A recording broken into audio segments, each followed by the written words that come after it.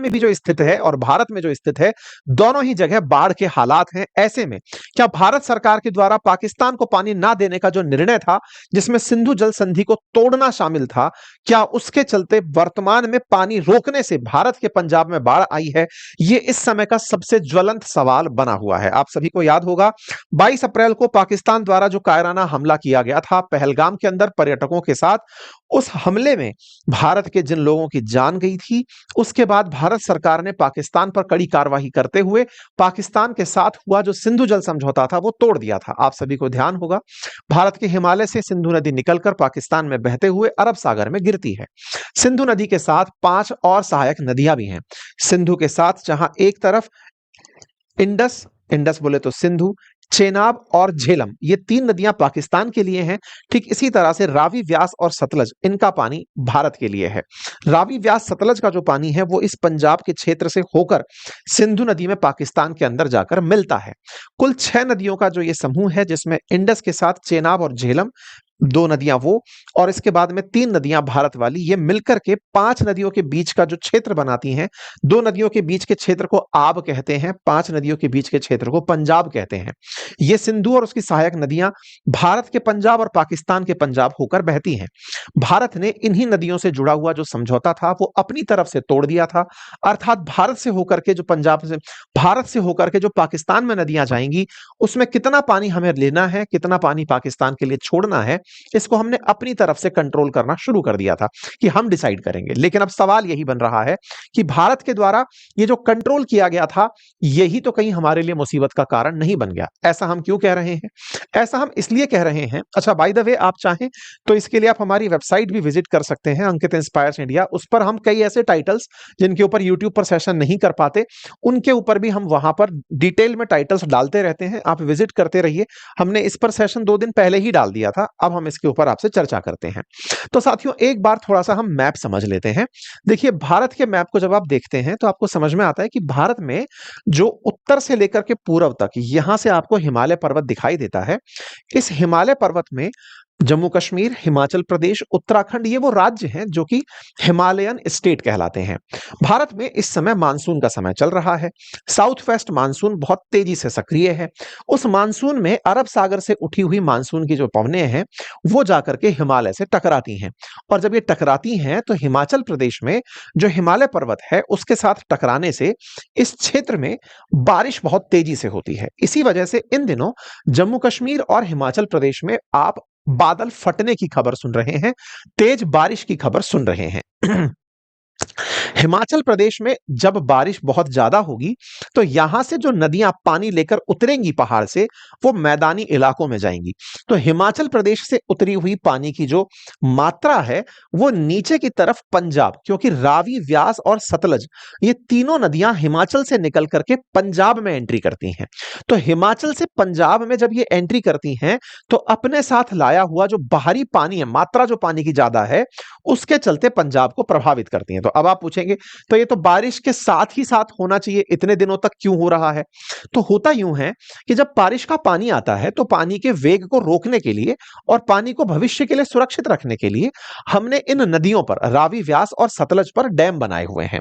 आप देखें तो ये रही रावी, ये रहा व्यास और ये रही सतलज। ठीक है, ये पंजाब के अंदर है। पंजाब की नदियों के बारे में अगर हम बात करें तो पंजाब के अंदर रावी, व्यास और सतलज, ये 3 नदियां हैं। रावी, व्यास, सतलज जो तीनों नदियां हैं, इन नदियों पर हमने डैम बनाए हुए हैं। ये डैम कुछ इस प्रकार से दिखाई पड़ते हैं। मैं आपको यहां पर एक बार के लिए दिखा देता हूं। जैसे हम यहां पर अगर दिखाएं तो व्यास के ऊपर पौंग डैम है और पंडोह डैम है। ऐसे ही जो सतलज नदी है इस पर भाखड़ा डैम है, और पंजाब के अंदर इसी पर नांगल डैम है। और ये जो भाखड़ा डैम है इसी के ऊपर इसका रिजर्वायर है जिसका नाम गोविंद सागर डैम है। तो साथियों, ये जो आप व्यास रिवर देख रहे हैं, इस व्यास रिवर पर ही पौंग और पंडोह नाम से डैम दिखाई पड़ते हैं। तो एक बार वस्तु स्थिति को ध्यान से समझने का प्रयास करते हैं। हम बात कर रहे हैं हिमाचल प्रदेश से पंजाब में आ रही नदियों की। तो मैं फिर से एक बार आपको याद दिला दूं, जैसा मैंने आपसे कहा कि ये बात पूरी इंडस रिवर से जुड़ी है। इंडस रिवर जो पाकिस्तान में होकर के बह रही है, यहां से मतलब भारत से निकल करके ही पाकिस्तान जा रही है, उसी में जाकर के समझिए रावी, व्यास और सतलज जाकर के मिल रही हैं। मतलब व्यास और सतलज पहले मिल जाती हैं, फिर मिलकर के संयुक्त रूप से पाकिस्तान में जाती हैं। तो यहां से जब ये पाकिस्तान में जाती हैं तो पहले ये पंजाब भारत वाले क्षेत्र से जाती हैं और फिर यही पंजाब पाकिस्तान के अंदर भी है। पाकिस्तान का जो पंजाब है वो उनका पूर्वी पंजाब कहलाता है। तो इस पंजाब के अंदर भारत से जो नदियां गई हैं वो ही जा रही होती है, लेकिन मुद्दा यही है कि रावी, व्यास, सतलज पहले भारत के पंजाब से होकर गुजरेंगी। ठीक है, अच्छा, भारत के पंजाब में रावी, व्यास, सतलज आपके सामने यहां पर है, इन्हीं पर डैम बने हुए हैं। अब मैं आपके सामने कुछ तस्वीरें दिखाता हूं। देखिए, ये रावी का क्षेत्र है, ये व्यास का क्षेत्र है और ये सतलज का क्षेत्र है। रावी, व्यास, सतलज के क्षेत्र को अगर आप ध्यान से देखें तो आप ये रियलाइज करेंगे कि इन क्षेत्रों के अंदर ये जो नदियां दिखाई दे रही हैं, इसकी वजह से ही आपको फ्लड के क्षेत्र दिखाई दे रहे हैं। रावी क्षेत्र जिसके ऊपर पठानकोट आपको दिखाई दे रहा है, व्यास जिसके साथ साथ आप होशियारपुर, गुरदासपुर इन क्षेत्रों को, और रावी व्यास के बीच में अमृतसर, तारातरण इन क्षेत्रों को। तो एक तरह से रावी का पानी हो या व्यास का पानी, इन दोनों के बीच में असल में ये तीन बड़ी जगह, अमृतसर, गुरदासपुर और तारातरण, ये तीनों जगह इसके बीच में फंस रही हैं। अच्छा, इसी के साथ साथ अगर आप देखें तो ये जो व्यास रिवर है, इस व्यास रिवर पर दो डैम बने हुए हैं, पोंग और पंडोह, यहां पर दो डैम हैं।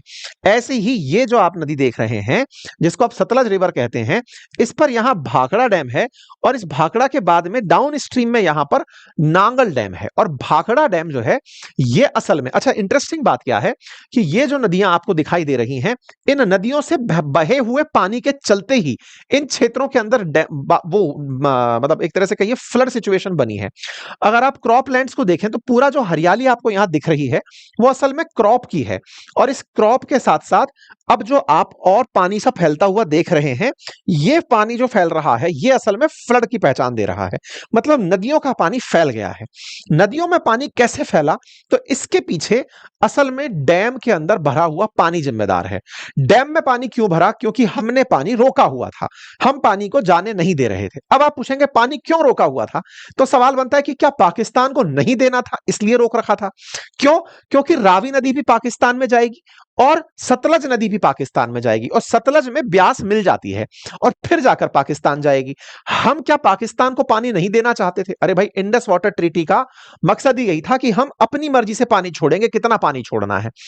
तो क्या हमने पानी रोकने के लिए अपने डैम्स में पानी बढ़ा लिया था? कैसे, कौन से डैम?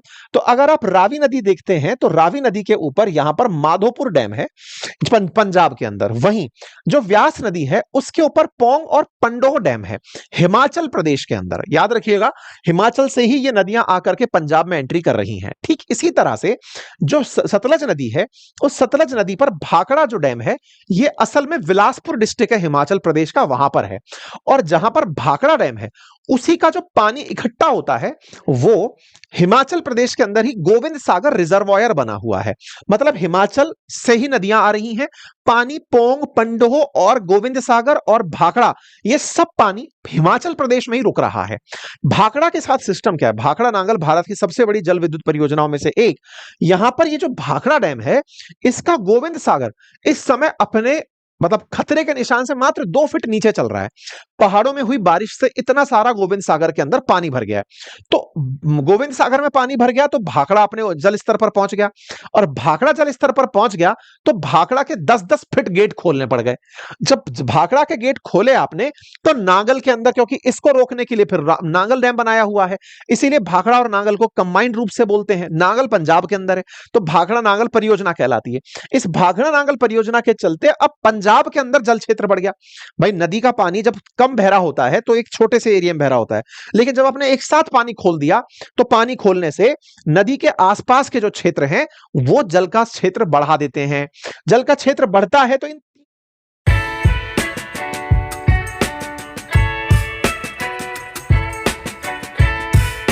जल का क्षेत्र बढ़ता है तो इन तीनों क्षेत्रों में, इन तीनों नदियों के क्षेत्र के अंदर वृद्धि हुई है। उम्मीद है अब आपको यह बात समझ में आ रही हो। तो भाखड़ा में रोज 75,000 क्यूसेक पानी टरबाइन और जो फ्लड गेट हैं उन पर छोड़ा जा रहा है। 1678.10 फीट जो गोविंद सागर का पानी है वो पहुंच गया है। खतरे का निशान 1680 फीट पर है। अब इतना जब ऊंचाई पर पहुंच गया है तो इसके चलते 75,000 क्यूसेक पानी रोज छोड़ा जा रहा है। इसी तरह से यहां से नांगल जो हाइडल नहर है और श्री आनंदपुर साहब हाइडल नहर है उसमें 9,000, जबकि सतलज दरिया में 57,000 क्यूसेक पानी छोड़ा जा रहा है सतलज नदी के अंदर, जिसकी वजह से 20 जगह नहर की जो मरम्मत है जहां पर काम चल रहा था वहां से पानी बाहर निकल गया है। ऐसे ही जो पोंग डैम है उसके अंदर भी जो जलाशय का स्तर है वो खतरे के निशान से 4 फीट ऊपर चल रहा है। पोंग कहां पर था? पोंग ये रहा व्यास रिवर के ऊपर, उसमें पानी खतरे के निशान से 4 फीट ऊपर चल रहा है। इसके चलते वहां 20,000 क्यूसेक पानी ज्यादा छोड़ा जा रहा है। तो पानी छोड़ने से जो नदी के क्षेत्र थे वहां पर पानी बहुत ज्यादा देर तक फैल गया है। ठीक है, तो इसके पीछे का बड़ा कारण क्या रहा?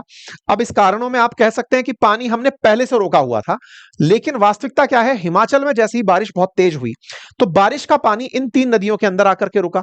3 नदियों में आना था, इस पर हमने डैम बनाए हुए थे, डैम अपने अपने खतरे के स्तर पर पहुंच गए, तो हमें अब पानी छोड़ना पड़ा। पानी छोड़ना पड़ा तो हमने पहले शायद ये नहीं कैलकुलेट किया होगा, क्योंकि ऑब्वियस सी बात है पहली प्राथमिकता हमारी होती है कि हम अपने डैम्स भर लें, डैम भर जाएंगे तब पानी छोड़ेंगे। और सामान्यतः सितंबर के मंथ तक पहुंचते पहुंचते मानसून कमजोर पड़ जाता है। हम ये मान के चलते हैं कि जुलाई तक बारिश खुलेगी, सितंबर के अंदर अगस्त के बाद सितंबर में आप एंट्री कर रहे हैं और बारिश लगातार बढ़ते चली जा रही है, तो बारिश का बढ़ना हमारे जल स्तर को क्रॉस करने जैसा हो गया, तो हमें छोड़ना पड़ा। पानी जब हमने छोड़ा तो पंजाब के उन क्षेत्रों के अंदर भीषण बाढ़ आ गई। लेकिन ये पानी अल्टीमेटली कहां जा रहा है? सतलज और रावी कहां जाएंगी? इंडस में मिलने, पाकिस्तान में। तो ये पानी अल्टीमेटली तो पाकिस्तान में जाएगा, तो पाकिस्तान का जो पंजाब वाला एरिया है वहां पर बाढ़ आ जा रही है। तो कुल मिलाकर के इस तरह से, इसी कारण से पाकिस्तान की तरफ से ये मतलब बयान हो रहा है, कई ऐसे उलझुल नेता हैं जो बोल रहे हैं कि भारत ने पानी को हथियार के रूप में उपयोग में लिया है। अरे भाई, हथियार के रूप में लेते तो पूरे डैम को पूरी तरह खोल देते, लेकिन उससे हम भी तो बह जाते। पंजाब का जो पानी है वो पंजाब से भी निकलेगा अगर नदियों से, तो हमारे देश के अंदर भी तो नुकसान पहुंचाएगा। लेकिन वहां के लोगों को लगता है कि भारत चाहता तो इस पानी को रोक लेता और हम तक पानी ना आने देता। लेकिन जब खतरे के निशान पर आप पहुंच ही चुके हो तो इससे आगे तो बांध टूटना ही शामिल होगा, और अगर बांध टूट जाए तो आप सोचिए कि कितना सारा क्षेत्र लगभग पंजाब बह जाएगा। तो इस तरह से फिलहाल के हालात बने हुए हैं। तो पाकिस्तान की तरफ से जो कहा जा रहा है कि पानी को भारत ने हथियार के रूप में उपयोग में लिया है, वास्तविकता यह है जी नहीं, ऐसा नहीं था। इवन भारत ने ह्यूमैनिटेरियन ग्राउंड पर इन लोगों को इन्फॉर्म कर दिया था कि भाई हमारे यहां पर जल स्तर बढ़ रहा है, हमें जल छोड़ना पड़ेगा और वो पानी आपके क्षेत्र में आएगा, आप लोग सतर्क रहिएगा। भारत ने अब तक भी मानवता दिखाई, और भारत की इस मानवता को न्यूज में भी कवर किया गया था कि भारत की तरफ से जो खबर दिखाई गई उसके चलते पाकिस्तान को समय रहते इन्फॉर्म किया गया। लेकिन उसके बावजूद भी आप देखिए, India warn Pakistan of likely flooding in Sutlej, हमने इनको 2 तारीख को ही इन्फॉर्म कर दिया था कि भाई सतलज का पानी बढ़ रहा है, आपके यहां पर फ्लड आ सकती है, और हमने इस तरह से पानी को डेलिबरेटली नहीं छोड़ा है। हमारे यहां पर पानी जो है जल स्तर तक पहुंच गया है। खैर, उनको जो समझ में आए वो वैसे समझे। फिलहाल के लिए भारत की तरफ से जो जल छोड़ा गया, उस छोड़ने से भारत के पंजाब में भी और पाकिस्तान के पंजाब में भी बाढ़ के हालात बने। पाकिस्तान में ज्यादा लोगों की जान गई है, ऐसा मीडिया रिपोर्ट्स कह रही हैं। पाकिस्तान का ब्लेम है कि हमने इंडस वाटर ट्रीटी को अपनी तरफ से होल्ड किया हुआ है, इस कारण से ऐसा हुआ। वास्तविकता अगर देखी जाए तो इस समय जो हिमाचल क्षेत्र में हुई जो तेज बारिश है उसके चलते बांधों का बड़ा जल स्तर है, और बड़े जल स्तर के कारण जब आपको जल छोड़ना पड़ा तो नदियों के अंदर जल स्तर बढ़ा, और नदियों के जल स्तर के साथ साथ नदियों से जुड़ी हुई जो नहरें थी उन नहरों में पानी बहुत छोड़ना पड़ा, और जहां जहां स्तर से अधिक जल छोड़ दिया गया वहां नहरों में रिसाव पैदा हुआ, और उन रिसाव से पंजाब के अंदर बाढ़ के हालात बन करके आए। तर्क सिर्फ इतना ही है, बाकी तो फिर जिसको जैसे समझना है। उम्मीद है आप सभी साथियों को कारण समझ में आया होगा। अगर जानकारी समझ आई हो तो अपने साथियों से अवश्य साझा करें। फिलहाल के लिए इतना ही। चैनल पर नए हैं तो सब्सक्राइब कर लें। फिर एक बार आप सभी को शिक्षक दिवस की हार्दिक शुभकामनाएं हमारी तरफ से।